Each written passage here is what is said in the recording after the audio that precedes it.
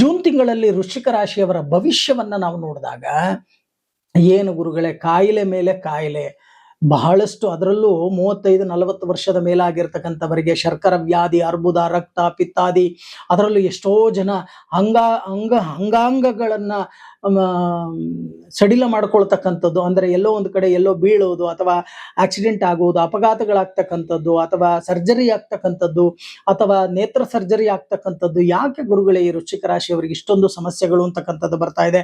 ಬಹಳಷ್ಟು ಜನ ಹೇಳ್ತಾರೆ ಸೆಲ್ಫ್ ಮೀಡಿಯಾದಲ್ಲಿ, ಅಯ್ಯೋ ವೃಶ್ಚಿಕ ರಾಶಿಯವರಿಗೆ ಮುಟ್ಟಿದ್ದೆಲ್ಲ ಚಿನ್ನ. ಗುರುಗಳೇ, ನಮ್ಮ ತೋಟದ ಹತ್ರ ನಾನು ಹೋಗಿದ್ದೆ, ಒಂದಿಡೀ ಮಣ್ಣು ಹಿಡ್ಕೊಂಡೆ, ಚಿನ್ನ ಆಗ್ಲೇ ಇಲ್ಲ ಗುರುಗಳೇ ಅಂತ ಕೇಳ್ತಕ್ಕಂಥವ್ರು ಬಹಳಷ್ಟು ಜನ ಇದ್ದೀರಾ, ಹೌದಲ್ವಾ? ಆದ್ರೆ ಚೆನ್ನಾಗಿ ಅರ್ಥ ಮಾಡ್ಕೊಳ್ಳಿ, ಮುಟ್ಟಿದ್ದೆಲ್ಲ ಚಿನ್ನ ಅಂತ ಅಂದ್ರೆ ನೀವು ಮುಟ್ಟಿದ್ದೆಲ್ಲ ಚಿನ್ನ ಆದ್ರೆ ನೀವು ಅನ್ನ ತಿನ್ನಬೇಕಾದ್ರೂ ಚಿನ್ನ ಆಗೋಗ್ಬಿಡುತ್ತೆ. ಜಾಗ್ರತೆಯನ್ನು ವಹಿಸಿ. ಅದಕ್ಕೆ ಮುಟ್ಟಿದ್ದೆಲ್ಲ ಚಿನ್ನ ಅಂತ ಅಂದ್ರೆ ನಿಮಗೆ ಅನುಕೂಲಗಳ ಪ್ರಾಪ್ತಿಯಾಗತ್ತೆ ಅಂತಕ್ಕಂಥದ್ದನ್ನ ಸೆಲ್ಫ್ ಮೀಡಿಯಾ ಹೇಳುತ್ತೆ. ಆದ್ರೆ ಈ ಜೂನ್ ತಿಂಗಳಲ್ಲಿ ನಿಮಗೆ ಮುಖ್ಯವಾಗಿ 9ನೇ ಮನೆಯಲ್ಲಿ ಗುರು, ಚೆನ್ನಾಗಿ ಅರ್ಥ ಮಾಡ್ಕೊಳ್ಳಿ, ಭಾಗ್ಯ ವೃದ್ಧಿ ಆಗ್ತಕ್ಕಂಥ ಗುರು, ಚೆನ್ನಾಗಿ ಪಂಚಮ ಸ್ಥಾನದಲ್ಲಿ ಶನಿ ಅಂತಕ್ಕಂಥವರ ಸಂಚಾರ ಮಾಡ್ತಾ ಇದ್ದಾರೆ. ಶನಿ ಯಾವ ರಾಶಿಯಲ್ಲಿ ಸಂಚಾರ ಮಾಡ್ತಾ ಇದ್ದಾರೆ? ಮೀನ ರಾಶಿಯಲ್ಲಿ ಸಂಚಾರ ಮಾಡ್ತಾ ಇದ್ದಾರೆ. ಮೀನ ರಾಶಿಗೆ ಅಧಿಪತಿ ಯಾರು? ಗುರು. ಆದ್ರೆ ಅದೇ ಗುರು ಕಟಕದಲ್ಲಿ ಭಾಗ್ಯ ಸ್ಥಾನವಾಗತ್ತೆ. ನಿಮಗೆ ಭಾಗ್ಯ ವೃದ್ಧಿ ಆಗ್ತಕ್ಕಂಥದ್ದು, ಜೀವನದಲ್ಲಿ ತಿರುವು ಅಂತಕ್ಕಂಥದ್ದನ್ನ ತಗೊಳುತ್ತೆ ವೃಶ್ಚಿಕ ರಾಶಿಯವರಿಗೆ. ಯಾರ್ಯಾರು ಇಷ್ಟ ದಿನ ಉದ್ಯೋಗ ಇಲ್ಲದೆ ಬಹಳಷ್ಟು ದರಿದ್ರತೆಯಿಂದ ತತ್ತರಿಸಿದ್ದೀರೋ ಅವರಿಗೆ ಬಹಳಷ್ಟು ಅನುಕೂಲಗಳಾಗತ್ತೆ. ನಿಮ್ಮ ಜಾತಕವನ್ನ ನೋಡ್ಕೊಳ್ಳಿ. ವೃಶ್ಚಿಕ ರಾಶಿಯವರಿಗೆ ಬಹಳಷ್ಟು ಧನ ಲಾಭಗಳು ಬರುತ್ತೆ, ನಿರ್ವಿಘ್ನವಾಗಿ ಕೆಲಸ ಕಾರ್ಯಗಳಾಗತ್ತೆ. ಆದರೆ ಇಷ್ಟ ದಿನ ನೀವು ತತ್ತರಿಸಿರ್ತಕ್ಕಂಥದ್ದು ಆರೋಗ್ಯದ ವಿಚಾರದಲ್ಲಿಯೂ ಕೂಡ ಸುಧಾರಣೆಯಾಗ್ತಕ್ಕಂಥ ಸಾಧ್ಯತೆಗಳು ಕೂಡ ಈ ವೃಶ್ಚಿಕ ರಾಶಿಯವರಿಗೆ ಹೆಚ್ಚಾಗಿ ಕಂಡು ಬರುತ್ತೆ. ಇನ್ನೊಂದನ್ನ ನಾವು ನೋಡಿದಾಗ ಬಹಳಷ್ಟು ಜನ ವೃಶ್ಚಿಕ ರಾಶಿಯವರು ಅರ್ಧಂಬರ್ಧ ಕೆಲಸ, ಯಾವುದೋ ಒಂದು ಬಿಸಿನೆಸ್ ಕೈ ಹಾಕಿರ್ತಾರೆ, ಎಲ್ಲೋ ಒಂದು ಕಡೆ ನಿಂತೋಗ್ಬಿಟ್ಟಿರುತ್ತೆ. ಎಲ್ಲೋ ಒಂದು ಮನೆ ಕಟ್ಟಿರ್ತಾರೆ, ಅದು ಅರ್ಧಂಬರ್ಧ ನಿಂತೋಗ್ಬಿಟ್ಟಿರುತ್ತೆ.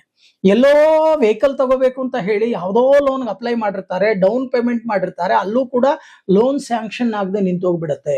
ಇಷ್ಟೆಲ್ಲ ಸಮಸ್ಯೆಗಳು ಯಾಕೆ ಅಂತ ನೀವು ಕೇಳಬಹುದು. ಇಷ್ಟ ದಿನ ನಿಮಗೆ ಗುರು ಅಷ್ಟಮ ಸ್ಥಾನದಲ್ಲಿ ಇದ್ದರು, ಅಂದ್ರೆ ಕಷ್ಟವನ್ನ ಕೊಡ್ತಕ್ಕಂಥ ಸ್ಥಾನದಲ್ಲಿ ಗುರು ಇದ್ದರು. ಇನ್ನು ಮೇಲೆ ಭಾಗ್ಯಸ್ಥಾನ ಜೂನ್ 1ನೇ ತಾರೀಕಿನಿಂದ ಭಾಗ್ಯಸ್ಥಾನಕ್ಕೆ ಗುರು ಅಂತಕ್ಕಂಥವರು ಬರ್ತಾರೆ. ಅದನ್ನ ಸದುಪಯೋಗವನ್ನ ಪಡಿಸ್ಕೊಳ್ಳಿ. ಗುರು ಶಾಂತಿ ಹೋಮದಲ್ಲಿ ಭಾಗಿಯಾಗ್ತಕ್ಕಂಥ ಕೆಲಸವನ್ನ ಮಾಡಿ. ಗುರು ಬಲ ಅಂತಕ್ಕಂಥದ್ದು ಬಂದಾಗ ನಾವು ಏನ್ ಬೇಕಾದರೂ ಸಾಧನೆಯನ್ನ ಮಾಡಬಹುದು ಅಂತಕ್ಕಂಥದ್ದನ್ನ ಜ್ಯೋತಿಷ್ಯ ಲೋಕ ಅಂತಕ್ಕಂಥದ್ದು ನಮಗೆ ತೋರಿಸ್ಕೊಟ್ಟಿದೆ. ಇದು ಸತ್ಯವಾಗಿರ್ತಕ್ಕಂಥದ್ದು, ನಾನು ಹೇಳ್ತಕ್ಕಂಥ ಮಾತಲ್ಲ, ಗುರು ಬಲದ ವಿಚಾರ. ಗುರು ಬಲ ಅಂತಕ್ಕಂಥದ್ದು ನಾವು ನೀವೆಲ್ಲರೂ ಕೂಡ ಗುರುಮುಖದಲ್ಲೇ ಇರತಕ್ಕಂಥವರು. ನಮ್ಮ ಮನೆಯಲ್ಲಿ ಯಾವುದೇ ಶುಭ ಕಾರ್ಯ ಅಶುಭ ಕಾರ್ಯವನ್ನ ಮಾಡ್ತಕ್ಕಂಥ ಸಮಯದಲ್ಲಿ ಯಾರಾದರೂ ಒಬ್ಬ ಗುರು ಅಂತಕ್ಕಂಥವರು ಬರಬೇಕು. ಅದಕ್ಕೆ ನಾವು ಗುರುವನ್ನ ಗುರು ಬ್ರಹ್ಮ, ಗುರು ವಿಷ್ಣು, ಗುರುದೇವೋ ಮಹೇಶ್ವರ, ಗುರು ಸಾಕ್ಷಾತ್ ಪರಬ್ರಹ್ಮ ತಸ್ಮೈ ಶ್ರೀ ಗುರುವೇ ನಮಃ ಅಂತ ಕರಿತೇವೆ. ಗುರುವನ್ನ ತ್ರಿಮೂರ್ತಿಗಳಿಗೆ, ಲಘು ಲಯ ಕರ್ತ, ಈ ತ್ರಿಮೂರ್ತಿಗಳಿಗೆ ನಾವು ಹೋಲಿಸ್ತೀವಿ, ಹೌದಲ್ವಾ? ಅಂತ ಒಂದು ಗುರುವನ್ನ, ಗುರುಮುಖ ಅಂತಕ್ಕಂಥದ್ದು, ಗುರು ಬಲ ಅಂತಕ್ಕಂಥದ್ದು ವೃಶ್ಚಿಕ ರಾಶಿಯವರಿಗೆ ಪ್ರಾಪ್ತಿ ಆಗ್ತಾ ಇದೆ. ಉಪಯೋಗವನ್ನ ಮಾಡ್ಕೊಳ್ಳಿ. ಈ 15ರ ನಂತರ ಬಹಳಷ್ಟು ಧನ ಆಗಮನವಾಗ್ತಕ್ಕಂಥದ್ದು ಕಂಡು ಬರುತ್ತೆ. ಆದರೆ ಎಚ್ಚರಿಕೆಯನ್ನು ವಹಿಸಿ. ಆರೋಗ್ಯದಲ್ಲೂ ಸ್ವಲ್ಪ ಚೇತರಿಕೆಯನ್ನು ನೋಡ್ತೀರಾ. ಆರೋಗ್ಯದಲ್ಲಿ ಇಂದಿನ ತಿಂಗಳ ವ್ಯತ್ಯಾಸ ಆಗಿರ್ತಕ್ಕಂಥದ್ದನ್ನ ಇನ್ನೂ ಸುಧಾರಣೆಯನ್ನ ಮಾಡ್ಕೊಳ್ತಕ್ಕಂಥ ಸಾಧ್ಯತೆಗಳು ಕೂಡ ಹೆಚ್ಚಾಗಿ ಕಂಡು ಬರುತ್ತೆ. ಸ್ವಲ್ಪ ಸುಧಾರಿಸಿಕೊಳ್ಳಿ. ಆದ್ರೆ ಈ ವೃಶ್ಚಿಕ ರಾಶಿಯವರು ಏನ್ ಮಾಡಬೇಕು? ಜೂನ್ ಮಾಸದಲ್ಲಿ ಏನು ಪರಿಹಾರ ಮಾಡಬೇಕು ಗುರುಗಳೇ? ಪ್ರತಿ ಮಂಗಳವಾರ ನಿಮ್ಮ ಹತ್ತಿರದಲ್ಲಿ ಇರ್ತಕ್ಕಂಥ ಸುಬ್ರಹ್ಮಣ್ಯನ ದೇವಸ್ಥಾನ ಅಥವಾ ಗಣೇಶ ಸುಬ್ರಹ್ಮಣ್ಯ ಇಬ್ರು ಇರಬೇಕು, ಅಥವಾ ಶಿವಾಲಯದಲ್ಲಿ ಶಿವ, ಪಾರ್ವತಿ, ಗಣೇಶ, ಸುಬ್ರಹ್ಮಣ್ಯ ಇಷ್ಟು ಜನ ಇದ್ದರೆ ಅವರಿಗೆ ಹೋಗಿ ದೀರ್ಘದಾಂಡ ನಮಸ್ಕಾರವನ್ನ ಮಾಡಿ ಭಕ್ತಿಯಿಂದ ಪ್ರಾರ್ಥನೆಯನ್ನ ಮಾಡಿ, ಏ ಸುಬ್ರಹ್ಮಣ್ಯ, ಏ ಸ್ಕಂದದೇವ, ನಮಗೆ ರಕ್ಷಣೆಯನ್ನು ಕೊಡು, ಅನುಗ್ರಹವನ್ನು ಕೊಡು ಅಂತ ಹೇಳಿ ಪ್ರಾರ್ಥನೆಯನ್ನ ಮಾಡಿ.